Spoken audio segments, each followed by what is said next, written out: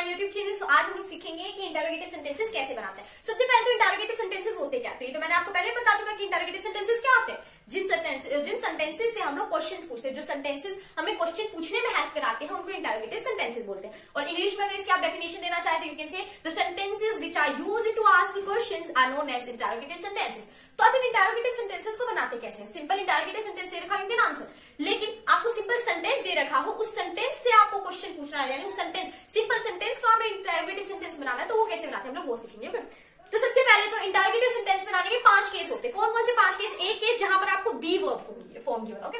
Second case जहां पर आपको हैव गिवन हो। थर्ड केस जहां पर आपके पास टू वर्ब्स हो, एक वर्ब ना हो, टू वर्ब्स हो। फोर्थ केस आपके पास सिंपल प्रेजेंट टेंस हो। फिफ्थ केस आपके पास सिंपल पास्ट टेंस हो। तो पहले 3 केसेस तो बहुत ही सिंपल है, और जो 2 वर्ब्स वाला है उसके अंदर भी बहुत से लोग गड़बड़ कर देते हैं, तो उस केस को हमने थर्ड केस को बहुत अच्छे से समझना है। फर्स्ट और सेकंड केस तो बहुत आसान है। और रही बात फोर्थ और फिफ्थ केस, सिंपल प्रेजेंट और सिंपल पास्ट टेंस के केस की, उसके अंदर भी ज्यादातर गड़बड़ हमारी प्रेजेंट और पास्ट दोनों में हो जाती है। मतलब फर्स्ट के 2 केस आसान है, लास्ट के 3 भी इजी है, लेकिन आप उसमें गड़बड़ कर देते हो। क्या करते हैं हम लोग, मैं आपको बताऊंगा, ठीक है। तो सबसे पहला केस देखते हैं जिसके अंदर आप बी की फॉर्म यूज करते हैं। ओके, फर्स्ट केस है कि आपके पास अगर बी की फॉर्म में सेंटेंस गिवन हो। अब वो बी की फॉर्म में सेंटेंस कैसे होगा, जैसे कि दे आर गुड बॉयज। अब इसके अंदर ये जो आर है ना आपकी, ये बी की फॉर्म में यूज हुआ है, ठीक है। अब इसमें आर की जगह आपके पास, सॉरी, यहां पर मैं इज भी डाल सकती हूँ, he is a good boy, या फिर यहां पर मैं वॉज वर्ड से भी सेंटेंस बना सकती हूँ, मतलब किसी से भी सेंटेंस बना सकते हैं। ओके, जहां पर आपके पास सिर्फ आपकी ऑक्सिलरी वर्ब गिवन हो, उसमें वो आपकी बी की फॉर्म होता है। आपको पता है बी की form is, am, are, was were, has, have, had, will, shall, ये सारी बी की फॉर्म होती है। ओके, तो अब क्वेश्चन अराइजेस कि इनसे क्वेश्चन कैसे बनाएंगे। ये बी की फॉर्म, पहले आप ये आइडेंटिफाई करो कि बी की फॉर्म कौन सी है क्वेश्चन में। तो आर वाली है बी की फॉर्म, एक इज वाली है बी की फॉर्म। अब आपको करना क्या है, जो भी बी की फॉर्म है ना, बस सिंपली उसको आगे ले आएंगे, आर को आगे ले आएंगे, इज को आगे ले आएंगे। जैसे कि मैं लिख दूं आर ही, मतलब एच का ही का H capital small, are they good boys. Okay, और ये पूरा क्वेश्चन लिखने के बाद लास्ट में क्वेश्चन मार्क लगाना होता है, बिकॉज क्वेश्चन मार्क का हाफ मार्क होता है, और क्वेश्चन मार्क नहीं लगाते तो हाफ मार्क कट जाता है। और मेनली हम सब क्वेश्चन मार्क लगाने भूल जाते हैं, पूरा सेंटेंस सही बना देते हैं, बट क्वेश्चन मार्क एंड में लगाना भूल जाते हैं, उसी के हमारे पास मार्क्स कट जाते हैं। ओके, क्योंकि इंटरोगेटिव सेंटेंसेस बना रहे हैं, जब तो क्वेश्चन मार्क नहीं होगा तो इंटरोगेटिव सेंटेंसेस कैसे पता चलेगा, क्यों interrogative sentence. Okay,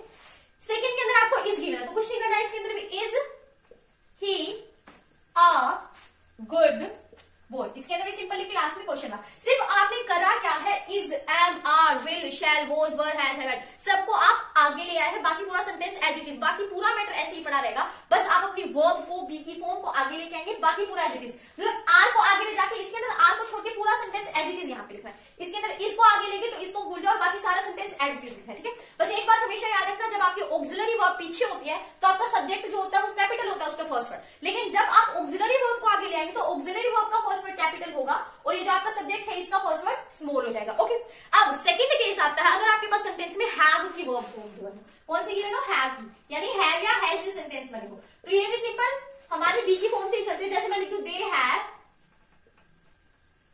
good pens, कुछ नहीं करना, सिंपल हैव को आगे लेके आएंगे, हैव दे गुड टॉयज, ठीक है। ये आपका सेंटेंस बन गया। इतना आसान है, हिंदी से भी ज्यादा इजी होते हैं इंग्लिश में सेंटेंसेस बनाना। ओके, तो यहाँ पर मैंने कहा कि उनके पास अच्छे पेन है। अब मैं पूछूं कि क्या उनके पास अच्छे पेन है। ओके, यहाँ से हमारा इंटरोगेटिव बन गया, यानी कि 2 केसेस मैंने सिखा दिए जो मोस्ट इजी, जो इजीएस्ट केसेस थे। पहला be, then has have. Be हो तो बी की फॉर्म को आगे लेंगे, बाकी सारा सेंटेंस एज इट इज पड़ा रहेगा। हैज हैव में भी हैज या हैव को आगे लेंगे, बाकी सारा सेंटेंस एज इट इज पड़ा रहेगा। अब जो लास्ट के 3 केसेस बचते हैं, मैंने पहले कहा था बहुत आसान केसेस है, एक बार समझ में आ गया सब कुछ हो जाएगा, लेकिन थोड़ी सी भी गड़बड़ करी उनमें नंबर कट जाते हैं। वो बहुत आसान होते हैं लेकिन बहुत ज्यादा गड़बड़ होती है। क्या गड़बड़ होती है मैं बताती हूँ। अब आपको थर्ड, फोर्थ, फिफ्थ तीनों केसेस के बारे में बताते हैं। तो सबसे पहले मेरा थर्ड केस क्या होता है, थर्ड केस में होता है कि 2 वर्ब्स गिवन होती है, एक वर्ब नहीं गिवन होती, मतलब सिर्फ ऑक्सिलरी वर्ब नहीं होती, is, am, are, was, were, has, have, had, ये नहीं होती। मेरे पास एक और वर्ब हो जाती है, यानी कि मोर देन 1 वर्ब, कि एक वर्ब से ज्यादा आ जाते हैं, more than 1 verb. More than 1 verb में आप क्या जाएंगे, लाइक मैं लिख देती हूँ, they are, Hari is crying, they are writing. Okay, तो यहाँ पे मैंने 2 सेंटेंसेस लिखे, इन 2 सेंटेंसेस में क्या है, Hari is crying and they are writing. तो इसके अंदर मेरे पास 2 वर्ब्स है, ध्यान से देखो, एक है इज, एक है क्राइंग, एक है आर, एक है राइटिंग।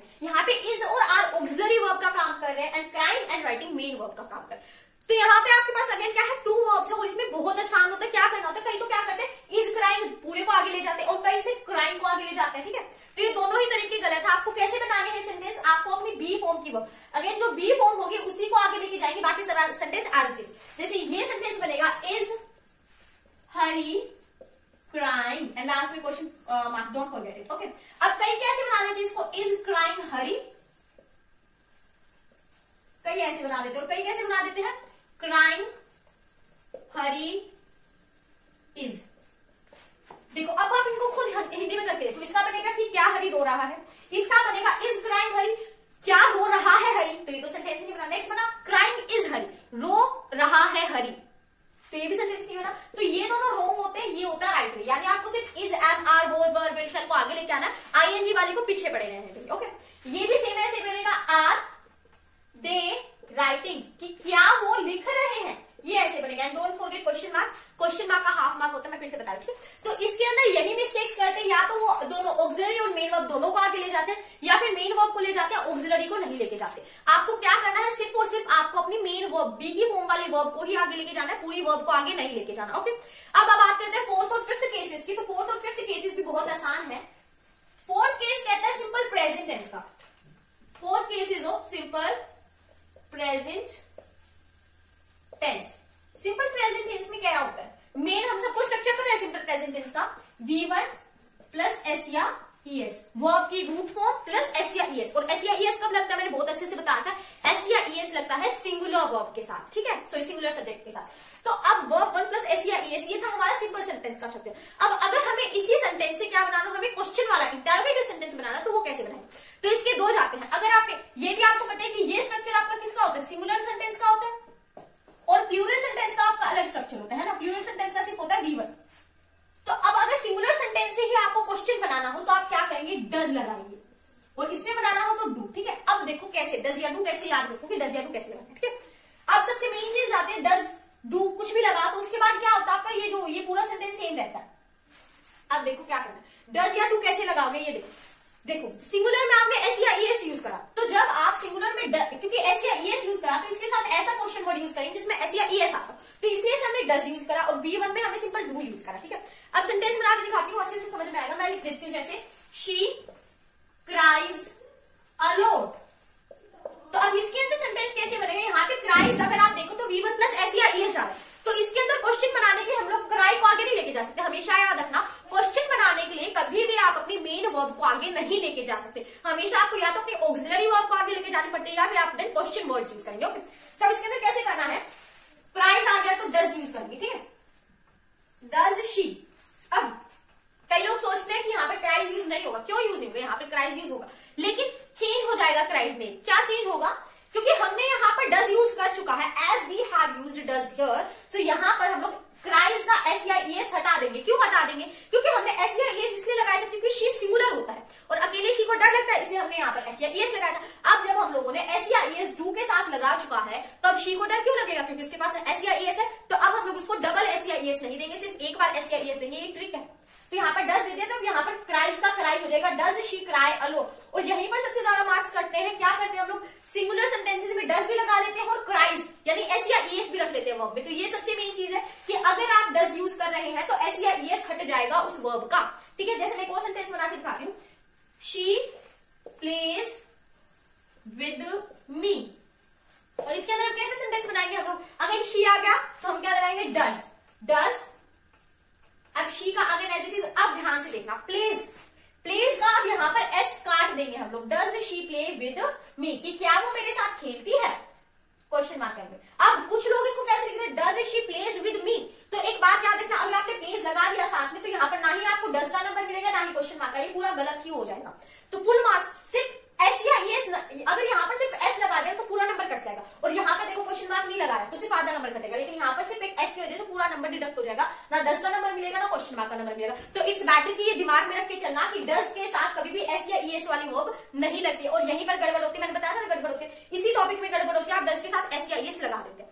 अब डू वाला बहुत सिंपल है, डू वाले सेंटेंसेस में क्या करना होता है, मैं कोई भी सेंटेंस लिख दूं, जैसे दे प्ले विद मी, वो मेरे साथ खेलते हैं। तो इसके ना सेंटेंस बनाने के लिए अब आप क्या करेंगे, सिंपल डू आगे लगाना और कुछ भी नहीं करना, क्योंकि यहाँ पर SEIS तो है नहीं जिसे हम हटाए, तो क्या लिख देंगे अब हम लोग, do they play with me, कि क्या वो मेरे साथ खेलते हैं। यहाँ पर देखो SEIS तो था नहीं जो हमें हटाना पड़े, सिंपल डू लगाना था। तो डू वाले सेंटेंसेस बहुत सिंपल होते हैं। दो सेंटेंसेस सिखाए मैंने, डज या डू के। डज वाले में मैंने सिखाया कि वर्ब का SEIS हट जाएगा, डू में तो SEIS होता ही है जो हम हटाए, ठीक है। ये था फोर्थ केस। अब फिफ्थ केस जो है वो थोड़ा कॉम्प्लिकेटेड केस आप कह सकते हैं, मतलब बहुत आसान है, वो भी बस समझने पे बात है। तो हमारा फिफ्थ केस क्या है, हमारा फिफ्थ केस है सिंपल पास्ट टेंस का। कौन से, सिंपल पास्ट टेंस। तो सिंपल पास्ट में क्या होता है,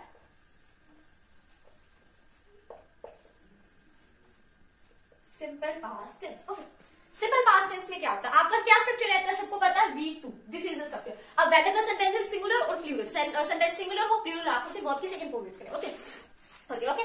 तो अब वर्ब 2 को, अब इसके अंदर भी आप अगर वर्ब 2 को आगे ले जाएंगे, मैंने पहले ही बताया था मेन वर्ब को कभी आगे नहीं ले जाते। जैसे मैं लिखती हूँ sentence, she lived here 2 years ago, she lived here, वो यहां रहती थी।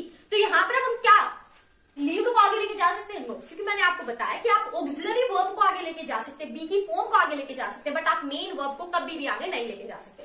तो अब यहाँ पर इसको आगे नहीं ले जा सकते तो क्या करेंगे, डूडल्स तो यहाँ पर यूज करने से रहे, तो अब यहाँ पर हम लोग डू की पास्ट फॉर्म यूज करेंगे। जैसे हमें पता है क्या होता है, डू डिड डन, तो हमने डू किस में यूज कर दिया था, प्रेजेंट में। अब पास्ट आ गया तो हम लोग डिड यूज करेंगे। तो यहाँ पर अब क्या लगेगा, इसका स्ट्रक्चर हो जाएगा सिर्फ डिड, डिड शी। अब सबसे ज्यादा गड़बड़ करने वाला एरिया यहां पर आ जाता है। यहां पर हम क्या गड़बड़ करते हैं, डिड लगा दिया लेकिन लीव्ड का एज इट इज लीव्ड लिख देते। एक बात हमेशा याद रखना, जहां पर भी डिड आ गया ना, वहां पर हमेशा वर्ब की फर्स्ट फॉर्म यूज होगी। डिड के साथ कभी भी वर्ब की second form we can't use. Okay, did के साथ वर्ब की फर्स्ट फॉर्म, दो ही चीजें ध्यान रखने की थी लास्ट के दो केसेस में, डज के साथ एस या ईएस नहीं आएगी और डिड में हमारा V1 होगा। याद रखना, एक ही सेंटेंस में दो बार वर्ब की सेकंड फॉर्म आप यूज नहीं कर सकते, डिड के साथ भी और मेन वर्ब के साथ भी। अगर डिड आ गया तो वर्ब 1 कट जाएगी, क्योंकि हमने इसकी सेकंड फॉर्म तो यहाँ पर यूज कर दी। तो यहाँ पर आप लिखेंगे डिड शी लीव हियर, कि क्या वो यहाँ रहती थी, लास्ट में क्वेश्चन मार्क। ओके, यही में यहाँ पर गलती करने वाला क्राइटेरिया है जो मैंने बता दिया आगे ना आपको। डिड के साथ ज्यादातर क्या करते हैं, सिंपली लीव्ड का लीव्ड लिख देते हैं, जिससे पूरा सेंटेंस गलत हो जाता है। आपको डिड के साथ क्या लिखना है, लीव, वर्ब की फर्स्ट फॉर्म लिखनी है। ओके, तो ये 5 केसेस से मैंने आपको 5 केसेस बता दिए। पहला केस था बी की फॉर्म, सेकंड केस था हाफ, थर्ड केस था सिंपल थर्ड केस था 2 वर्ब्स आपके पास, फोर्थ केस था प्रेजेंट एंड फिफ्थ था पास्ट। और लास्ट के दो में जहां पर गलती करते हैं मैंने वो भी बता दिया। तो I hope this must be clear to you all, and in our next video we will discuss about question tags की how to make question tags. And one more thing